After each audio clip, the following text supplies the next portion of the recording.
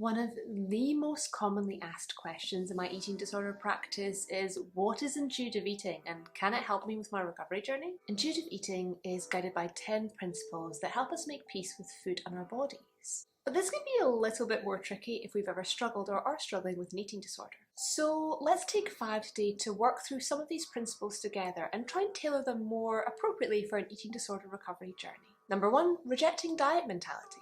Rejecting diet mentality is such an important part of intuitive eating and really encourages us just to throw all the diet culture we've ever learned in the bin. This means any fad diet that's ever encouraged quick or easy weight loss and pushed you away from your natural hunger cues and likes and dislikes. Use shame and blame as a tactic to get you to buy into a course or a method or a product. And whilst this principle might seem easy on the surface, I think for those of us who have struggled with an eating disorder, this can be one of the toughest. Because often for many of us, we've never really lived in tune with our bodies in our adult lives.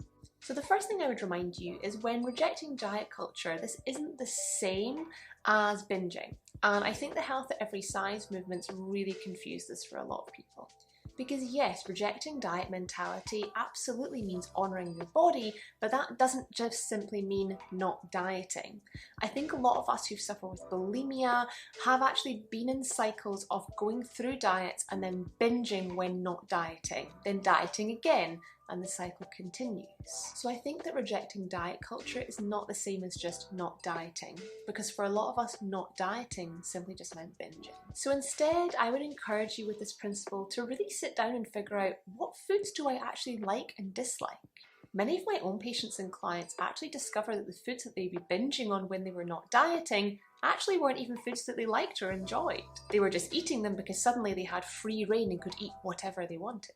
Equally, I would ask, have you developed any fear foods through diet culture? That might be foods, processed foods, or whole food groups. For me, this is a point where I'd start referring my clients and patients to a registered dietitian to help them figure out what normal eating looks like for them. Number 2, honour your hunger cues and feel your fullness. No matter what eating disorder you've been struggling with, there's a pretty good chance you've been ignoring your hunger cues or dismissing your fullness. And that could be through binging, restricting, or purging. When thinking about these 2 points, we really have to consider that our eating disorder isn't simply a personal defect, it's actually a coping mode that's arrived to help us deal with unprocessed trauma. The reality is that until we process the challenges that manifest our eating disorder in the first place, it's going to be incredibly difficult to push back on our disordered eating habits, because it's become our only way of coping with these traumas. So to engage fully in activities like honouring your hunger and feeling your fullness, I would actually recommend working with a trusted registered professional like myself who understands eating disorders and can help you work through your challenges in a very trauma-informed capacity, so you can slowly and gently move away from your eating disorder. Number 3, respecting your body. We are constantly bombarded with capitalistic and patriarchal ideas on what body and beauty standards should be. So it's no wonder that many of us are spending our whole lives trying to squeeze ourselves into boxes that we shouldn't be in the first place. As a really easy first step to respecting your body in your eating disorder recovery journey, I would really encourage you to step away from any people, marketing, or companies that make you feel bad about yourself, either inadvertently or on purpose. Remember that capitalistic systems actually only make money if you feel bad about yourself and buy things that you don't need.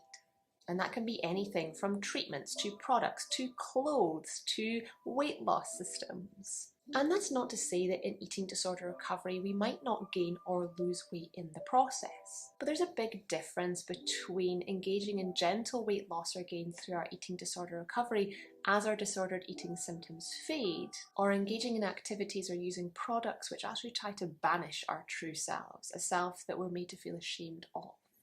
The safer you feel in your body and mind, the easier it will be to process the trauma behind your eating disorder and gently move away from it. And frankly, companies, people, and advertisements that shame your body or your person will not assist you on that journey. Number 4, cope with your emotions with kindness. Eating disorders manifest in a way to help us avoid, detach, or block out challenging feelings that we were never supported to have as a child or teenager. In fact, we might have even been taught that our emotions and feelings are shameful. Feeling these feelings can be really scary when starting out on your recovery journey. So it is also important to let your loved ones and registered professionals around you help hold these emotions as you go through the process. An exercise I'll gift you with today is one that I like to use with my own clients and patients on their recovery journeys. When you're feeling a big or overwhelming emotion, or an emotion you're trying to avoid, think about your childhood or your teenage self.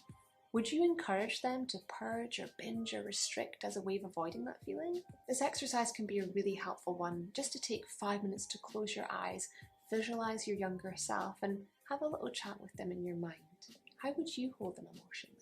I think intuitive eating has become a really strangely sticky topic, with some people really oversimplifying it and other movements like the health at every size movements hijacking and misutilising it. For those of us with an eating disorder, intuitive eating principles can be really helpful when used appropriately, but it does take time, self-love and compassion to get there. You will make mistakes on your journey, and that's natural and normal. Don't be deterred by any failures or perceived failures in your intuitive eating journey, and if things do get tough, please reach out to a registered professional for support, because you don't need to do this recovery journey alone.